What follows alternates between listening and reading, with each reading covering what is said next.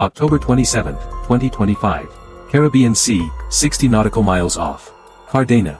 U.S. Naval Intelligence detected a shadow moving across the black water. A convoy of 5 ships, silent, unlit, and unregistered. They carried fake humanitarian flags. But beneath the decks lay something far deadlier. 5 tons of methamphetamine and fentanyl, worth nearly $30 billion. What looked like a relief effort was in reality the heart of a criminal alliance.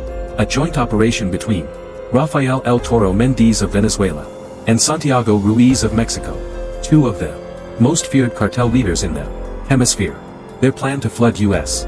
cities with poison, destabilize economies, and profit from a generation's collapse. Immediately, Washington launched Operation Iron Tide, a decisive strike before the exchange could be completed.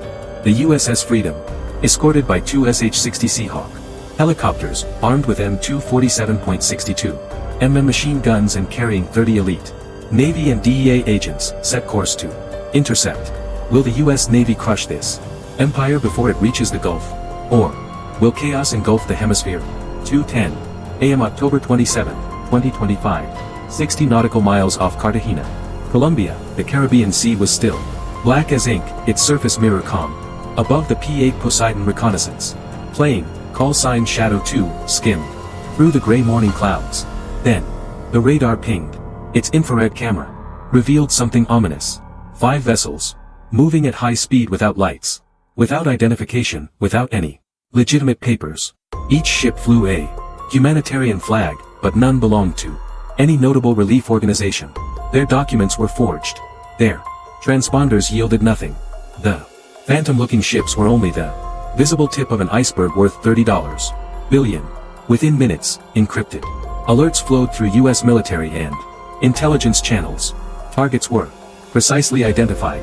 A 5-ship fleet of cartel vessels operating as a floating drug trafficking convoy. ICE and DEA analysts then confirmed something worse. This was not a routine smuggling run. It was a joint operation between Venezuela's largest cartel, Los Sentinelas, and Mexico's notorious Gulf Syndicate. Their objective was vast: to move 5 tons of synthetic drugs, methamphetamine and fentanyl into the United States via underwater mobile labs. The poison they carried would generate billions in black market profits, enslave a generation, and destabilize every country it touched. At 2:31 a.m., the U.S. Navy declared full alert. Operation Sentinel Storm was launched. The mission intercept and destroy. Leading the strike was the USS Freedom, carrying 300 sailors escorted by 2 SH-60 Seahawk helicopters and an MQ-9 Reaper drone at 6,000 m. This was not law enforcement. This was a war for the water. As the helicopters dipped lower and Freedom closed in, the scale became clear. These were not mere drug runners. This was an industrial maritime chemical network powered by mobile lithium reactors and defended like a fortress. Then the order rang out. Attack. No one escapes. The trap had been sprung. The next move would ignite the Caribbean. From the USS Freedom, Commander Ellis Moore watched the red, glowing digital map filled with hostile signatures. 300 U.S. Navy sailors hurriedly loaded their M4 carbine rifles with precise, disciplined movements. Above them, 2 SH-60 Seahawk helicopters spun their rotors, each equipped with twin M247.62 mm machine guns and carrying 30 elite agents from the Navy and the Drug Enforcement Administration, DEA, capable of firing 950 rounds per minute. A Reaper drone flying at 6,000 m confirmed the data. All 5 cartel vessels were armed. Thermal scans revealed 70 armed fighters, each carrying a Militaro AK-103 rifle, an RPG grenade launcher and a PKM heavy machine gun. These were not smugglers. They were soldiers. The numbers were staggering. 5 cartel ships, 5 tons of synthetic drugs, an estimated 18 million lethal doses of fentanyl, enough to kill every man, woman, and child in Texas. From orbit, the MQ-9 Reaper streamed live footage to the United States Central Command. DA analysts confirmed that the cartel's mobile laboratories could synthesize a new batch of meth every 4 hours, right there in international waters. The night seemed to freeze. The strike was only seconds away. Through encrypted channels, ICE and DEA relayed intelligence that the Venezuela-Mexico Network had transferred $1.4 billion through offshore accounts in Panama and Vice. They warned that this operation could destabilize the entire economy if it succeeded. Yet, despite overwhelming evidence of a functioning chemical empire, the cartel showed no sign of retreat. Instead, they formed a crescent-shaped defensive line, a battle formation. The air grew heavy. By 3:10 a.m., inside the combat information center of the USS Freedom, the final message was transmitted. Authorization confirmed. Rules of engagement lifted. Engines roared. Rotors howled. The night stood still. The attack was only seconds away. Would the billion-dollar exchange unfold unseen? Or would America's hunters strike first and end it before dawn? 3:23 a.m. The USS Freedom closed in just a few hundred yards from its targets. Above, two SH-60 Seahawk helicopters circled in attack formation, their rotors slicing through the humid Caribbean air. Commander Ellis Moore sent out the final warning, his voice echoing through the loudspeakers. Stop. Immediately. Hands in the air. But there was no surrender, only defiance and fury. The entire fleet opened fire. Without warning, a storm of bullets tore through the night. An arc of blazing light ripping across the darkness. 70 armed fighters of the Venezuela-Mexico cartel alliance. Soldiers in everything but uniform unleashed chaos upon them. Waves. AK-103 rifles, PKM machine guns, and RPG-7 launchers flashed under the moonlight. Tracer rounds cutting through the fog like burning comets. On board the USS Freedom, alarms blared. Commander Moore's order came sharp and cold. Engage all hostile targets. The Mark 1 10-57mm naval gun roared. Shells screaming across the sea at 910 m/s. Each impact struck with terrifying precision. Within 30 seconds, 2 enemy vessels were obliterated. Engines shredded, decks engulfed in flame. A cargo ship detonated, erupting into a 30 column of blue chemical fire. From above, the 2 Seahawks dove in. Their M240 machine guns opened up 950 rounds per minute raining down on enemy decks, shredding gun mounts and railings.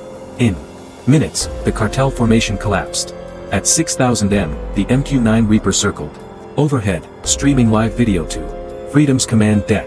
One cartel vessel broke formation, accelerating north. Moore's voice cut through the noise. Reaper 1, fire. An AGM-114 Hellfire missile streaked through the darkness and struck midship. The blast vaporized the vessel. A white flash, visible 20 m away.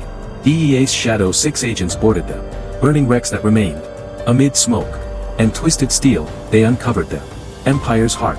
5,000 kilograms of methamphetamine and fentanyl sealed in industrial drums labeled medical aids.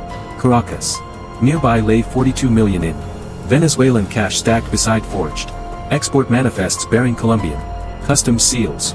By 4:05 a.m. the sea was quiet again.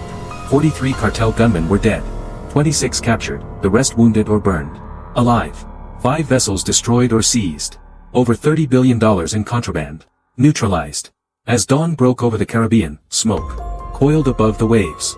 Commander Moore stood on deck, watching the first light pierce the mist. This wasn't a raid, he murmured. It was a war fought in the shadows. The sea went silent, but the war was far from over. Stay with me, because what waited inland would expose something far bigger than drugs.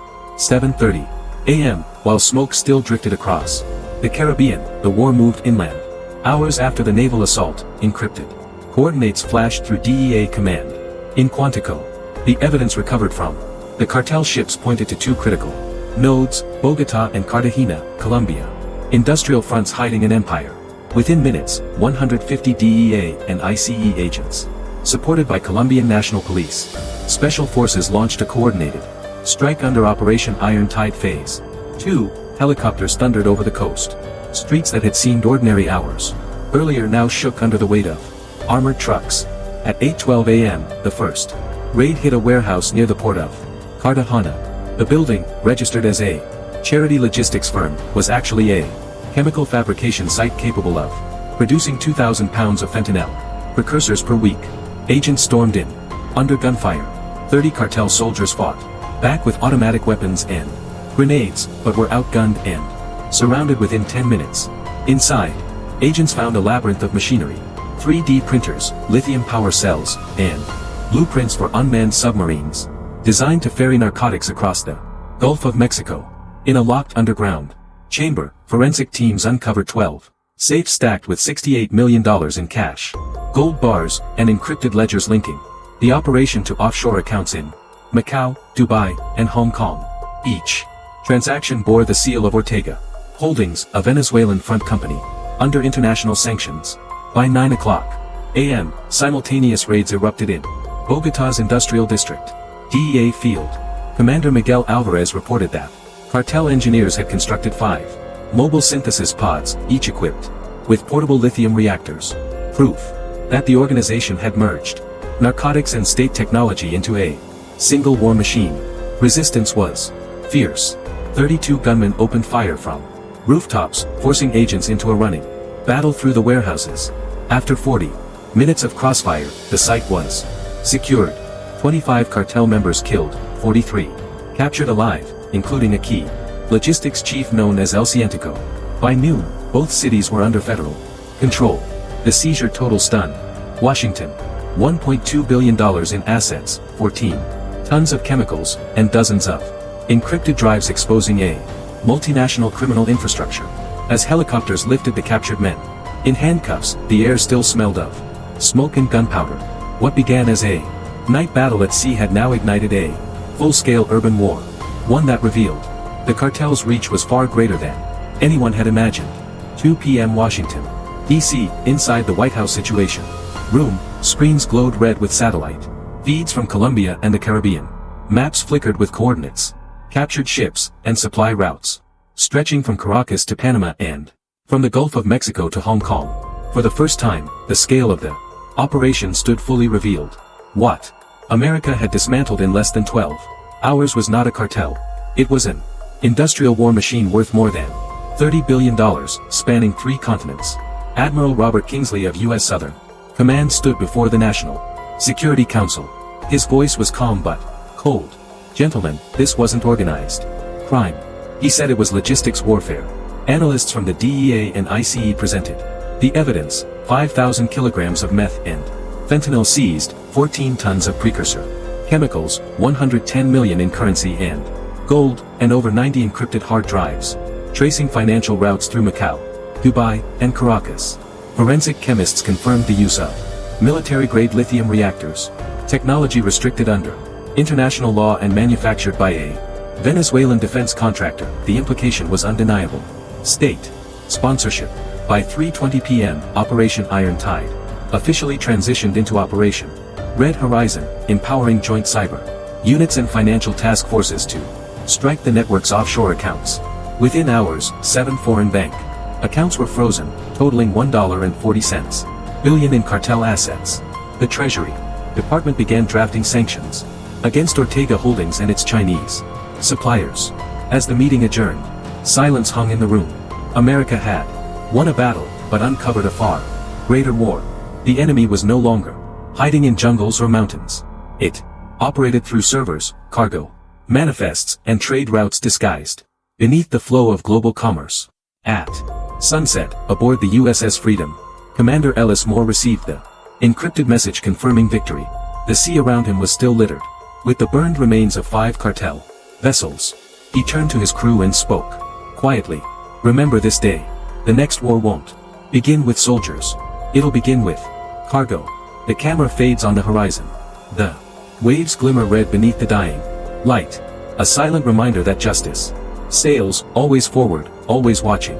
As the sun dipped below the Caribbean horizon, the smoke from the destroyed convoy thinned into gold mist. The USS Freedom cut silently across the still water, her hull marked by gunfire and salt, but her flag unshaken. For those aboard, the war was not measured in territory or medals. It was measured in what they had prevented. 5 tons of poison, enough to destroy millions of American lives, stopped before it could touch the shore. Across Washington, the headlines spoke of triumph. Largest maritime drug bust in U.S. history. $30 billion empire collapses. Yet inside the Pentagon, the mood was sober. Analysts knew this victory was only the opening act of something darker. The syndicate's files revealed dozens of shell companies' hidden ports and encrypted accounts. Proof that narcotics had become a weapon of geopolitics, a silent war fought through addiction, corruption, and chaos. Commander Ellis Moore stood alone on deck, wind cutting across his face. Below, sailors catalogued wreckage. Charred money, twisted steel, barrels. Marked medical aid Caracas. Each fragment told the same story that somewhere far beyond the waves, another convoy would soon be built. He watched the horizon and spoke softly to his crew. Justice isn't a place. It moves. With us. It sails. The engines rumbled, echoing across the empty sea. For a moment, the Caribbean was quiet again. No gunfire, no sirens, only the hum of vigilance. Because in a world where greed crosses oceans and violence hides behind diplomacy, America's war no longer begins with armies. It begins with a signal, a shipment, and the courage to stop it before it reaches home. And as long as that courage endures, the sea will remember. Justice will sail again. If you believe America must never sleep through its own battles, then stand with us. Like, share, and keep this story alive because vigilance is the only wall that never falls.